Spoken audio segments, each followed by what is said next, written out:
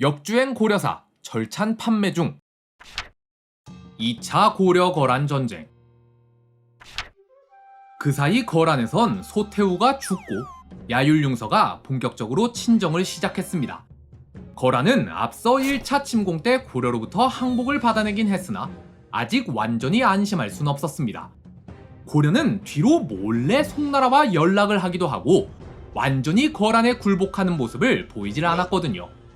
그래서 다시 한번 고려를 쳐들어가서 이번엔 제대로 된 항복을 받아내려 했는데요. 근데 명분이 없어서 고민하고 있던 찰나에 고려에서 강조의 정변이 일어났다는 소식이 전해집니다. 그러자 야율용서는 이를 빌미삼아 고려 침공을 개시하는데요. 고려의 왕송은 우리 거란이 친히 책봉한 자인데 강조가 반란을 일으켜 그를 몰아내고 왕순을 왕위에 올렸으니 우리 거란은 황제국으로서 이 반역 행위를 두고 볼 수가 없다. 하여 내 직접 군사를 이끌고 고려를 쳐들어가 강조를 처단하겠느니라. 1010년 11월 16일 거란 황제 야율용서가 직접 40만 대군을 이끌고 고려를 쳐들어옵니다. 서북면 도순검사 양규는 흥화진에서 고작 3천의 병사로 거란군 40만을 상대해 무려 7일이나 버텨냈는데요. 끝내 흥화진이 무너지지 않자 야율용서는 군을 둘로 나눠서 20만은 흥화진 근처 무로대에 대기시키고 나머지 20만을 이끌고 더욱 깊숙이 진격해 나아갑니다. 그 사이 고려 측에선 강조가 직접 30만 대군을 이끌고 통주성 앞 삼수체에 도착해 진을 치고 있었습니다. 거란이 삼수체에 도착하자 고려군 30만과 거란군 20만이 격돌한 삼수체 전투가 벌어지는데요. 초반엔 고려가 우세했으나 강조가 교만에 차 방심한 틈을 타 거란은 별동대를 보내 강조의 진지를 기습해 그를 포박해버립니다. 총대장이 포로로 잡히자 고려군은 순식간에 무너지며 무려 3만이나 죽임을 당하고 말았는데요. 삼수체 전투에서 승리한 거란군은 그 기세를 몰아 곽주, 안북부에 이어 숙주까지 점령한 뒤 고려 제2의 수도 서경에 도착합니다. 서경은 처음엔 항복을 하려 했습니다. 그런데 그때 중랑장 지체문이 동북면에서 지원군을 이끌고 서경성에 당도합니다. 지체문은 항복파를 전부 처단한 뒤 항전을 하기로 하는데요. 뒤이어 동북면 도순검사 탁사정도 군사를 이끌고 서경성으로 들어옵니다. 지체문은 거란군을 상대로 여러 번 승리를 거뒀습니다. 그런데 승리에 취해 퇴각하는 거란군을 쫓아가다가 본대의 반격을 맞아 패퇴하고 마는데요. 지체문이 패배했다는 소식을 들은 탁사정은 겁을 잔뜩 먹고는 서경성을 버리고 도망쳐버립니다. 이제 서경성엔 하급 문관들만 남았습니다. 하지만 이들은 포기치 않고 힘을 모아서 서경성을 끝까지 지켜내는데요. 아무리 시간이 흘러도 서경성이 뚫리지 않자 야율용서는 결국 서경성 공략을 포기하고 개경을 향해 진격하기 시작합니다. 한편 서경에서 패퇴한 지체문은 개경에 도착해 서북면의 상황을 보고합니다. 뒤이어 야율용서가 개경을 향해 진격해오고 있다는 소식까지 들어오자 고려 조정은 혼란에 빠지는데요. 거란군 20만이 개경을 향해 오고 있다니 고려 조정엔 항복의 물결이 거세게 몰아칩니다. 그런데 그때 예부시랑 강감찬이 홀로 나서 몽진을 주장하는데요. 아직 항복은 이릅니다. 폐하께 우선 남쪽으로 몽진하여 시간을 버시옵소서. 현종은 고민 끝에 강감찬의 의견을 수용합니다. 그렇게 고작 호위무사 50명을 데리고 개경을 떠나 남쪽으로 피난을 가기 시작한 현종. 현종의 몽진길은 그야말로 고난 그 자체였습니다. 고려는 아직 중앙 집권력이 완전히 자리 잡지 못했기 때문에 지방 호족들의 힘이 꽤나 셌어요. 그래서 이 혼란을 틈타 왕을 죽이고 나라를 통째로 빼앗으려는 자들이 득실득실했는데요. 현종은 가는 곳마다 푸대접을 받으며 호족들의 습격만 무려 7번이나 당합니다. 하지만 그때마다 지체문이 나서서 현종을 필사적으로 호위했는데요. 개경에서 출발해 나주까지 가는 동안 현종에게 왕다운 대접을 해주는 사람은 딱 한 명이었습니다. 바로 공주절도사 김은부란 인물이었어요. 훗날 현종은 이 일에 대해 감사를 표하기 위해 무려 김은부의 세 딸을 모두 왕비로 드립니다. 그리고 이들 사이에서 태어난 아들이 훗날 현종을 뒤이어 고려의 왕이 되죠. 현종이 몽진을 떠난 지 얼마 안 되어 거란군은 개경에 도착합니다. 그러나 이미 현종은 개경을 버리고 도망친 뒤였고 궁궐엔 식량이며 무기며 텅 비어 있었기에 거란군이 쓸 자원도 없었습니다.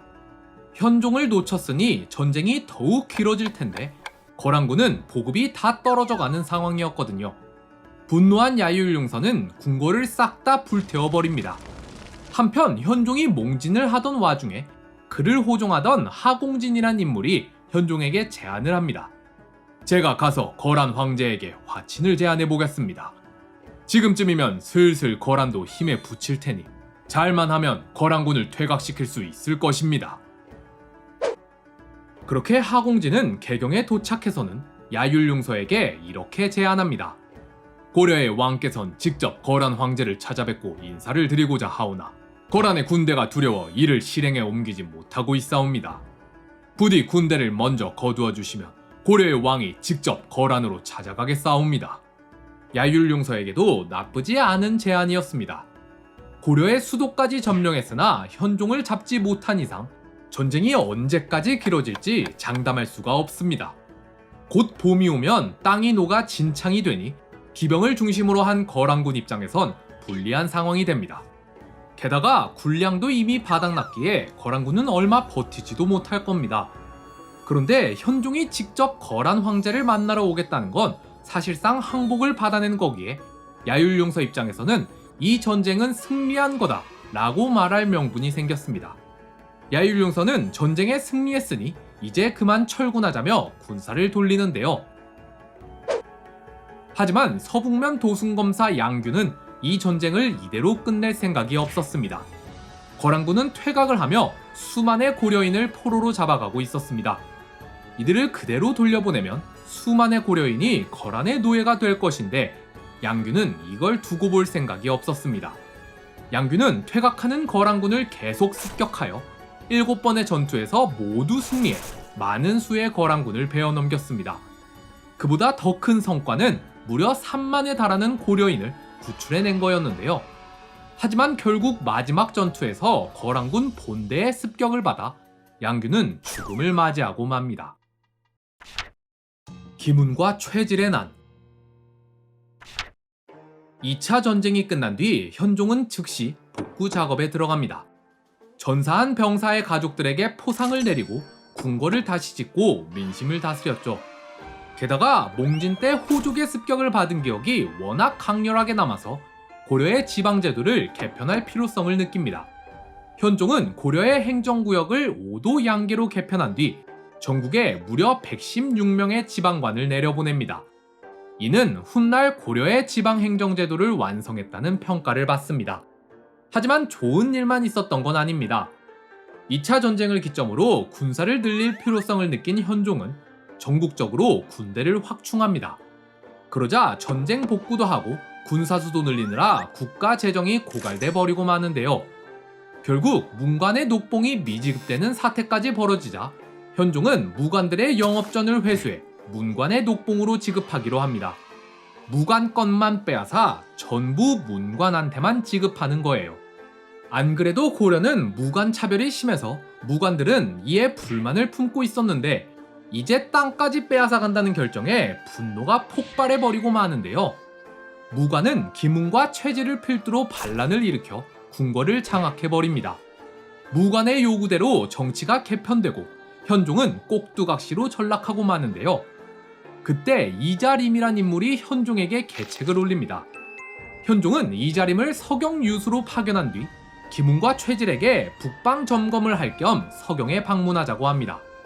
서경에 도착한 현종은 기문과 최질 일당에게 연회를 베풀어 주는데요.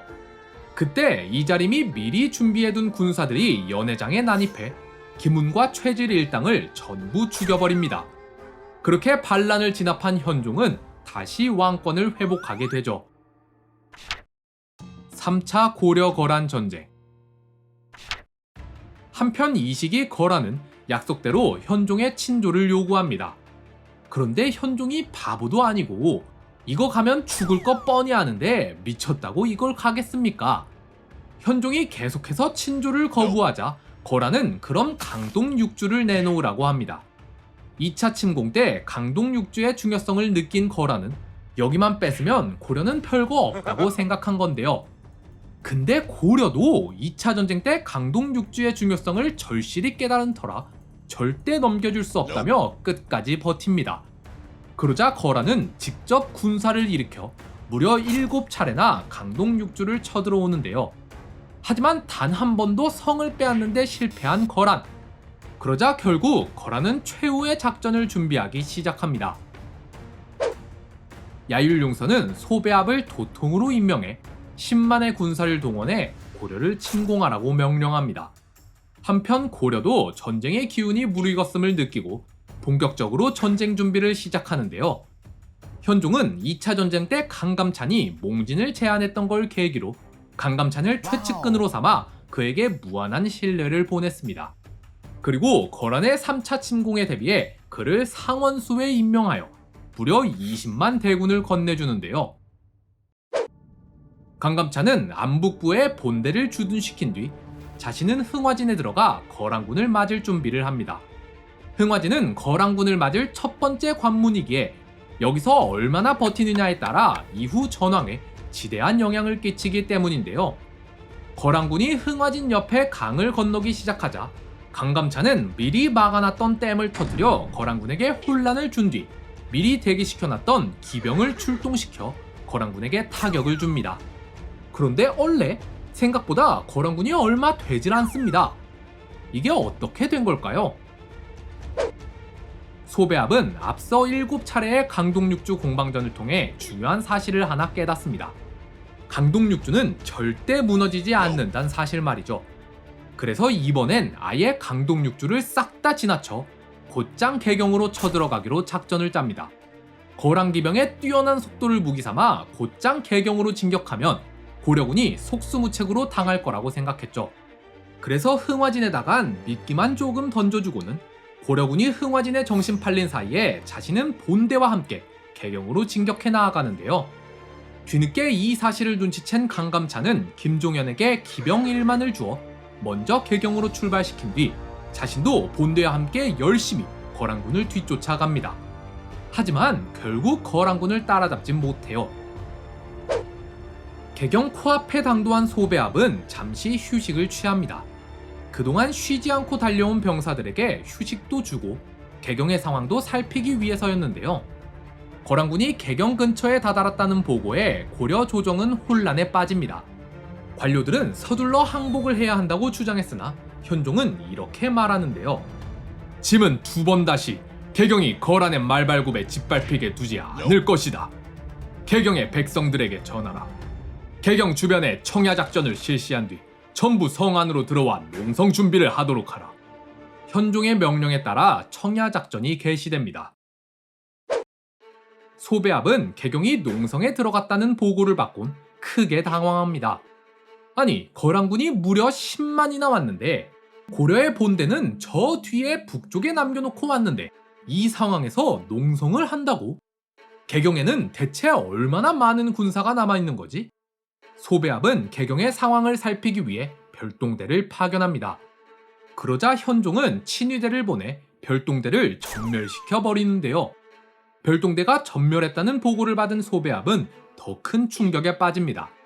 만약 개경을 함락시키지 못하고 시위를 지체한 사이 북쪽에 강감찬이 도착한다면 거란군은 앞뒤에서 공격을 받아 전멸을 당할 수도 있습니다.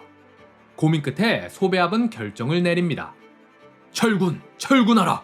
신속히 고려를 빠져나가야 한다. 강감찬은 계속해서 거란군을 쫓아갑니다. 이대로 거란군을 놓쳤다간 다음에 또다시 고려를 쳐들어올 게 분명합니다. 전쟁을 끝마치려면 이번에 어떻게든 적에게 큰 피해를 입혀야만 합니다. 강감찬은 필사적으로 거란군을 뒤쫓아 결국 귀주성 앞에서 적군을 따라잡는 데 성공합니다. 그렇게 귀주성 앞에서 2강을 사이에 두고 대치한 강감찬과 소배압. 거란의 장수들은 고려군이 2강을 모두 건너올 때까지 기다리자고 했지만 한 관료가 이렇게 주장합니다. 고려군이 두 강을 모두 건너오면 배수의 진을 친 꼴이 됩니다. 그럼 저들은 결사항전의 태세로 사력을 다해 싸울 것인데 그러다간 오히려 우리에게 불리해질 수가 있습니다. 그럴 바엔 서로 강 하나씩을 건너 저희도 배수의 진을 치고 결사항전의 태세로 맞붙는 것이 더 낫습니다. 소배합은 야율팔가의 의견을 채택합니다. 그렇게 양군은 강 하나씩을 건너 둘 다 배수의 진을 친 채로 최후의 결전에 돌입하는데요. 소배합은 거란 기병의 뛰어난 전투력을 앞세워 고려군을 몰아붙이려 했지만 강감찬은 미리 준비해둔 검차로 거란 기병을 막고 버텼습니다. 양군이 팽팽한 긴장 상태를 유지하며 그 어느 쪽도 승리를 장담할 수 없이 지지부진한 싸움을 이어가던 그때 갑자기 어디선가 들려오는 무수한 말발굽 소리. 앞서 거란군이 개경을 향해 직공할 때 강감찬은 김종현에게 기병 1만을 내줘 개경을 지키라 명했습니다. 헌데 거란군이 개경 공격을 포기하고 다시 북상하자 김종현은 이들을 뒤쫓아 같이 북상했는데요. 그리고 강감찬과 소배합이 팽팽한 싸움을 이어가고 있는 이때 김종현의 1만 기병이 등장합니다. 강감찬이 앞쪽에서 소배합의 군대를 막고 있는 사이 김종현의 기병은 옆으로 삥 돌아서 거란군의 측면과 후방을 공격해 들어가는데요. 그야말로 망치와 모루 전술. 때마침 바람의 방향마저 바뀌어 고려군에서 거란군 방향으로 거센 비바람이 몰아치기 시작합니다. 강감찬은 이때를 기회 삼아 후방의 궁병들에게 명하여 거란군을 향해 화살비를 쏟아붓기 시작하는데요. 이제 팽팽했던 긴장 상태는 깨어지고 거란군은 완전히 수세에 몰리기 시작합니다. 진영이 무너지자 소배합은 어쩔 수 없이 퇴각을 명하는데요. 퇴각하라! 하지만 거란군의 뒤쪽엔 강이 흐르고 있었고 거센 비바람으로 인해 강문이 불어나 있었기에 거란군은 섣불리 퇴각할 수도 없었습니다. 그러자 고려군은 퇴각하는 거란군을 뒤쫓으며 수만의 거란군을 일방적으로 베어넘기기 시작하는데요. 전쟁이 끝나자 들판엔 거란군의 시체가 무수히 덮여 있었고 그들이 버리고 간 말, 낙타, 식량, 병장기 등은 이루 다 셀 수 없이 많았습니다. 3차 전쟁에 참여한 거란군 10만 중 거란으로 무사히 돌아간 병사는 수천밖에 되지 않았습니다. 이 위대한 승리를 우리는 귀주대첩이라고 부릅니다. 전쟁이 끝난 뒤 소배합은 패전의 책임을 물어 모든 직위에서 해제되었습니다. 그는 말년을 조용히 보내다 1023년에 생을 마감합니다. 반면 강감찬은 현종에게 격한 환영을 받으며 승진을 거듭해 고려 최고의 관직인 문화시중에까지 오르게 됩니다. 그리고 1031년 강감찬은 향년 82세의 나이로 편안히 생을 마감합니다. 고려는 전쟁에서 승리했지만 거란에 다시 사대를 하기로 합니다. 전쟁에서 이겼다고 어깨에 잔뜩 힘을 줬다간 혹시라도 거란이 다시 쳐들어올지도 모르니 또다시 전쟁을 치를 순 없었기 때문인데요. 한편 거란과 송나라의 동쪽에서 고려가 세력균형을 맞춘 것처럼 서쪽에선 서하가 두 나라 사이에서 세력균형을 맞췄습니다. 두 나라는 각기 한 차례씩 서하와 전쟁을 벌였으나 결국 승부를 맺지 못하고 평화협정을 맺게 됩니다. 고려와 서하가 양쪽에서 중립태세를 갖추자 거란과 송나라는 섣불리 군사행동을 할 수 없게 됩니다. 그렇게 거란이 더 이상의 정복전쟁을 포기하고 지금의 세력에 만족하게 되면서 동아시아엔 잠시나마 평화가 찾아오게 되는데요. 이로 인해 고려는 3차 전쟁이 끝난 뒤부터 여진이 득세할 때까지 무려 100여 년간의 평화를 얻게 되었죠. 시간이 흘러 거란 황실 내부에선 점점 분란이 커지고 곳곳에선 소수민족의 반란이 일어나는 데다 자연재해까지 겹치는 바람에 거란은 점차 쇠락의 길로 접어들게 됩니다. 그러자 그 틈을 타 만주 지역에서 여진족의 영웅 아골타가 등장해 흩어져 있던 여진족을 통일해 금나라를 건국하는데요. 금나라는 송나라와 연합해 양쪽에서 요나라를 쳐들어가서는 1125년 요나라를 멸망시켜 버립니다. 그렇게 최초의 정복왕조 거란은 역사의 뒤안길로 사라지고 맙니다.